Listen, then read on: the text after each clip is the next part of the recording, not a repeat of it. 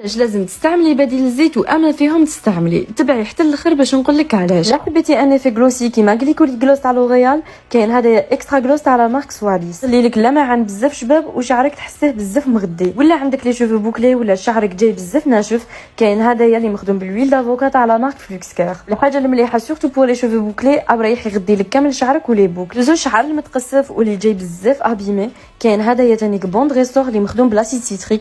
لاسيد سيتريك هذيك اللي في داخل البرودوي اي راح تعاود تجدد لك كامل الشعر ديالك، وشعرك اللي راهو ابيمي يعاود يتسقم لك كامل. واللي شعرها جاي بزاف مبلاطي وتحب توجور يكون عندها الفوليوم بصح ما صابت واش دير، كاين هذه الويلون كريم تاع لا مارك فيولا. لا ما ننساو لي شوفو كولوري يعني شعر المصبوغ كسوا كي دايره لي ماش ولا كي دايره اون كولور فونسي، خدي بديل الزيت هذايا تاع لا مارك فلوكس كير. لا شعرك يطيح وراكي تحوسي على بديل الزيت باش شعرك يتعمر ويقوي لك كامل شعرك، كاين هذايا تاع فوكسي كريت. نهضر لكم تانيك على بديل الزيت اللي تقدري تستعمليه في بلاصه السيروم باش شعرك ماهوش رايح يتزيد لك. بديل الزيت ديجا يجي الفورما ديالو بزاف كبير بارابور للسيروم ويغدي لك شعرك اكثر من السيروم اذا تابليكيه. تسمى اذا انت شعرك اشاك فوا يتبلاطا لك كي ديري ان سيروم ولا تقدري تاخدي هذا باش يغدي لك شعر ديالك.